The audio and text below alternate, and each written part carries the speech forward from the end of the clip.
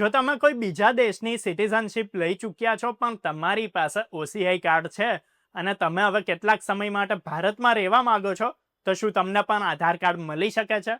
કેટલાય એનઆરઆઈ અને OCI card holders આ સવાલ પૂછતા હોય છે કે શું અમે પણ આધાર કાર્ડ બનાવડાવી શકીએ ખરા? કેમ કે આધાર કાર્ડ આજે એક આઈડી નહીં પણ ભારતમાં દરેક સરકારી અને બિનસરકારી સુવિધા અને કામ સાથે જોડાયેલું એક જરૂરી ડોક્યુમેન્ટ બની ગયું છે. તો આજે આ વિડીયોમાં આપણે સમજીશું કે ભાઈ ઓસીઆઈ કાર્ડ હોય છે શું ઓસીઆઈ કાર્ડ હોલ્ડર્સને આધાર કાર્ડ મળી શકે છે અને એના માટે કયા કયા ડોક્યુમેન્ટ્સ જોઈએ, એમાં ઇન્ડિયન્સના રેગ્યુલર આધાર કાર્ડથી શું અલગ હોય છે. તો આવો સ્ટેપ બાય સ્ટેપ આ બધી વાતોને આપણે આજે સમજી લઈએ. સૌથી પહેલા જાણીશું કે ઓસીઆઈ કાર્ડ હોય છે શું. તો ભાઈ ઓસીઆઈ એટલે કે overseas citizens of India card એ લોકોને આપવામાં આવે છે કે જે ક્યારેક ભારતીય નાગરિક રહ્યા હોય પણ હવે કોઈ બીજા દેશની નાગરિકતા લઈ ચૂક્યા હોય. આ કાર્ડ એમને ભારતમાં multi entry multipurpose life long વિઝાની સુવિધા આપે છે. એટલે તમે ભારતમાં જેટલું ઈચ્છો એટલું રહી શકો છો. ઓસીઆઈ કાર્ડ ધારક ભારતમાં નોકરી કરી શકે છે, વેપાર કરી શકે છે અને પ્રોપર્ટી ખરીદી શકે છે. ખાલી એક જ શરત હોય છે કે એગ્રીકલ્ચરલ લેન્ડ નથી ખરીદી શકતા, અને એ તો આમે ખેડૂત ખાતેદાર સિવાય કોઈ ઇન્ડિયન સિટીઝને ક્યાં ખરીદી શકે છે. એટલે સીધા શબ્દોમાં કહીએ તો આ કાર્ડ વિદેશમાં રહેતા ઇન્ડિયન્સ અને ભારતની વચ્ચે કાયદાકીય સેતુની જેમ કામ કરે છે. હવે એક બહુ ઇમ્પોર્ટન્ટ સવાલ આવે છે, શું ઓસીઆઈ હોલ્ડર્સને આધાર કાર્ડ મળી શકે છે? તો એનો જવાબ છે હા, પણ કેટલીક શરતોની સાથે. યુઆઈડીએઆઈ એટલે કે યુનિક આઈડેન્ટિફિકેશન ઓથોરિટી ઓફ ઇન્ડિયાના નિયમો પ્રમાણે કોઈ પણ વ્યક્તિ કે જે ભારતમાં 182 દિવસ કે એનાથી વધારે એટલે કે 6 મહિના રહી ચૂક્યો હોય એ આધાર એનરોલમેન્ટ માટે પાત્ર છે. ભલે ને વિદેશી નાગરિક હોય, ઓસીઆઈ હોલ્ડર હોય કે લોંગ ટર્મ વિઝા એટલે કે એલટીવી પર ભારતમાં રહી રહ્યો હોય. એનો અર્થ એ થાય છે કે જો કોઈ ઓસીઆઈ કાર્ડ હોલ્ડર 12 મહિનામાં સતત 182 દિવસ કે એનાથી વધારે ભારતમાં રહ્યો છે તો એ એક રેસિડન્ટ ફોરેનરના રૂપમાં આધાર માટે આવેદન કરી શકે છે. હવે વાત કરીએ કે એના માટે જરૂરી ડોક્યુમેન્ટ્સ કયા કયા હોય છે. તો આધાર એનરોલમેન્ટ માટે ઓસીઆઈ કાર્ડ હોલ્ડર્સે 2 પ્રકારના ડોક્યુમેન્ટ્સ આપવાના હોય છે. પ્રૂફ ઓફ આઈડેન્ટિટી એટલે કે પીઓઆઈ અને પ્રૂફ ઓફ એડ્રેસ એટલે કે પીઓએ. પીઓઆઈ પ્રૂફ ઓફ આઈડેન્ટિટીને માટે તમારું વેલિડ ઓસીઆઈ કાર્ડ અને વેલિડ ફોરેન પાસપોર્ટ આપવો પડશે. એ તમારી ઓળખના પુરાવા તરીકે એક્સેપ્ટ કરવામાં આવશે.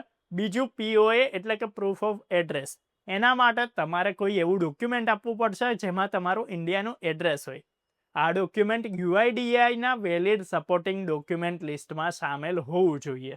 જો તમે ભારતમાં રેન્ટ પર રહી રહ્યા છો તો તમારું જે રેન્ટ એગ્રીમેન્ટ હોય છે, ઇલેક્ટ્રિસિટી બિલ હોય છે, એવા ડોક્યુમેન્ટને પણ તમે એઝ એન એડ્રેસ પ્રૂફ તરીકે કામ કરી શકે છે, એટલે કે એક્સેપ્ટ થઈ શકે છે. પણ હવે એક જરૂરી ફરક સમજો. રેસિડેન્ટ ફોરેન નેશનલ્સને મળનારું આધાર સામાન્ય ઇન્ડિયન્સના આધાર જેવું નથી હોતું. આધાર કાર્ડ જે હોય છે નોર્મલ ઇન્ડિયન સિટીઝન્સ માટે લાઈફ ટાઈમ વેલિડ હોય છે, પણ વિદેશી નાગરિકો, ઓસીઆઈ હોલ્ડર્સ અને એલટીવી હોલ્ડર્સ માટે એની વેલિડિટી જેટલું જ વેલિડ રહે છે અથવા તો લિમિટેડ વેલિડ રહેતું હોય છે. યુઆઈડીએઆઈ પ્રમાણે જો તમે ઇન્ડિયન વિઝા કે એલટીવી પર છો તો તમારું આધાર એટલા સમય સુધી જ વેલિડ રહેશે જેટલી તમારા વિઝાની વેલિડિટી છે. પણ જો તમે ઓસીઆઈ કાર્ડ હોલ્ડર છો અથવા નેપાળ ભૂતાનના નાગરિક છો તો તમારું આધાર કાર્ડ 10 વર્ષ માટે વેલિડ રહેશે અને એની પછી રિન્યૂ કરાવવું પડશે. એટલે વિદેશી નાગરિકો માટે આધાર કાર્ડ એક ટેમ્પરરી આઈડેન્ટિટી છે જે તમારી ભારતમાં પ્રેઝન્સના આધાર પર આપવામાં આવે છે. હવે સવાલ એ થાય છે કે આખરે આ બધા નિયમો બનાવવામાં કેમ આવ્યા છે? તો એનું રીઝન એ છે કે તમારી સેફટી અને તમારો ડેટા ક્લિયર દેખાવો જોઈએ. કેમ કે આધાર સિસ્ટમ ભારતના નાગરિકોની આઈડેન્ટિટી અને સર્વિસીસની સાથે જોડાયેલું છે. એટલે સરકાર ઈચ્છે છે કે વિદેશી નાગરિકોને પણ લિમિટેડ વેલિડિટી સાથે આ સુવિધા આપવી જોઈએ, જેનાથી એમની ભારતમાં રેસિડેન્ટની સ્થિતિ બનેલી રહે, સિટીઝન તરીકેની નહીં. હવે જાણીએ કે ઓસીઆઈ કાર્ડ હોલ્ડર્સની એના માટે શું પ્રોસેસ હોય છે. તો જો તમે છેલ્લા 12 મહિનામાં સતત 182 દિવસ કે એનાથી વધારે ઇન્ડિયામાં રહ્યા છો તો તમે કોઈ પણ આધાર એનરોલમેન્ટ સેન્ટરમાં જઈને એપ્લિકેશન આપી શકો છો.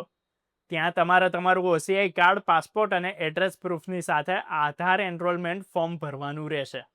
તમારો બાયોમેટ્રિક ડેટા એટલે કે ફિંગરપ્રિન્ટ, ફોટોગ્રાફ અને આઈરિસ સ્કેન લેવામાં આવશે અને કેટલાક અઠવાડિયાની અંદર તમારું આધાર કાર્ડ જનરેટ થઈ જશે. હવે ધ્યાન રાખવું કે આ કાર્ડ ખાલી ત્યારે જ માન્ય રહેશે કે જ્યાં સુધી તમારું ઓસીઆઈ સ્ટેટસ વેલિડ રહે અને તમે ભારતમાં એઝ એ રેસિડેન્ટ રહેતા હો. હવે એક બીજી ઇમ્પોર્ટન્ટ વાત એ છે કે શું ઓસીઆઈને મળતા આધારથી એને દરેક ઇન્ડિયનને મળતી સુવિધા હોય એ બધી મળી શકે? તો જવાબ છે ના. ફોરેન નેશનલ રેસિડેન્ટને અપાયેલ આધાર આઈડેન્ટિટી એડ્રેસ પ્રૂફ તરીકે માન્ય હોય છે, પણ એનાથી નેશનાલિટી રિલેટેડ રાઇટ્સ નથી મળતા. એટલે આ આધારથી તમે વોટ ના આપી શકો કે નોર્મલ સિટીઝન તરીકે અહીંની જેટલી પણ ગવર્મેન્ટ સ્કીમ્સ છે એનો ફાયદો ના ઉઠાઈ શકો. આ કાર્ડ ખાલી તમારી ઇન્ડિયામાં વેલિડ પ્રેઝન્સ અને આઈડેન્ટિટીનું પ્રૂફ જ છે. તો આ વિડીયોમાં હવે તમને સમજાઈ ગયું હશે કે શું ઓસીઆઈ કાર્ડ હોલ્ડર્સ આધાર કાર્ડ બનાવી શકે છે કે નહીં, એમાં કઈ કઈ સુવિધાઓ મળે છે, કયા કયા પ્રિકોશન્સ છે. ત્યારે આ વિડીયો તમને પસંદ આવ્યો હોય, કામ લાગે એમ હોય એવા લોકોને જરૂરથી મોકલજો અને આવી જ અપડેટ્સ માટે જોડાયેલા રહો અર્બન ગુજરાતી સાથે.